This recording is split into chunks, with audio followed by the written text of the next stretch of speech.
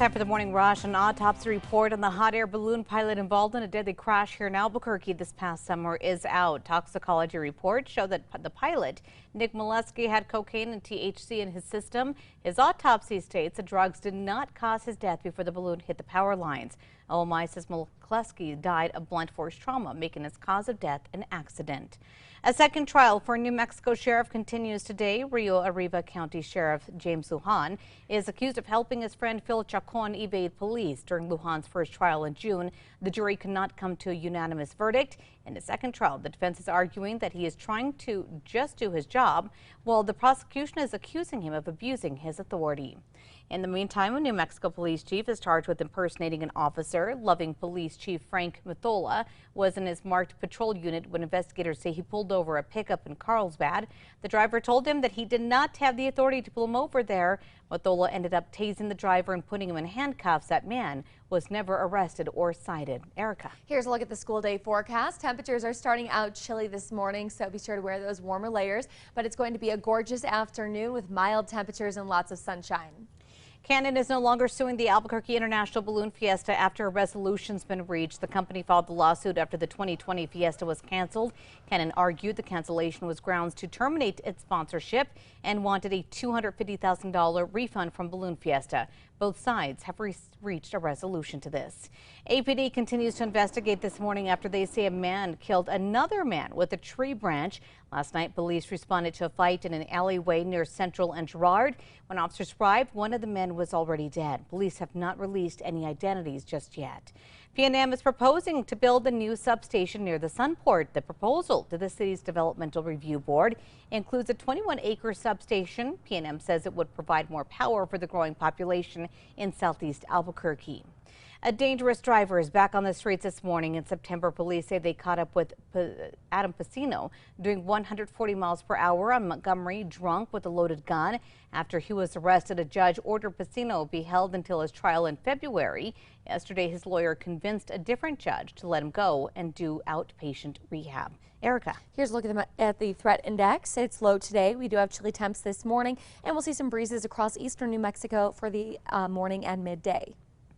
Health experts around the world are digesting data about the Omicron variant of COVID-19. The World Health Organization says it has the potential to pose a very high global risk. President Biden says on Thursday he will lay out a strategy to fight COVID this winter that does include vaccinations and testing. A team of medical personnel from the Navy are coming to help with the rise of COVID cases in the Four Corners. The 20-person team, which does include doctors, nurses, and respiratory therapists, will be deployed to the San Juan Regional Medical Center. That hospital went into crisis standards of care earlier this month. The Twinkle Light Parade is returning to Central this coming Saturday, featuring more than 100 entries from local businesses, organizations, school groups, and so much more. The parade starts at 5:15 at Washington and will proceed west onto Girard. All right, let's get a check on that morning drive. Looks like we do have a little slowdown east on I-40 near 6th Street. Other than that, things are clear. And here's a check on Tracker. We're heading south on I-25 near the Big I, and things are moving right along. A man in India has built a house in the style of the famous monument to love, the Taj Mahal. The man built the house as a scaled-down replica of the famous building as a sign of love for his own wife. The cost, about $260,000 US. Welcome back. On this day in 2017, we ended out November, and it turned out to be the warmest November on record for New Mexico. Temperatures averaged 7.9 degrees warmer than normal, and I was just talking about that in my full weather, that we're seeing these warmer and warmer fall seasons. Time now for the 5 facts. At number 5, more holiday traditions are making a return this year after a 2-year break. The Twinkle Light Parade in Nob Hill is returning to Central this coming Saturday. It will feature more than 100 entries, all decked out with holiday lights from local businesses to organizations, school groups, and more. The parade starts at 5:15 at Washington, and it will head west to Girard. On to number 4, as the number of COVID cases continue to rise in New Mexico, one part of the state is seeing a rise that's causing even more concern. Now, a team of medical personnel from the Navy is coming to help with the rise of COVID cases in the Four Corners.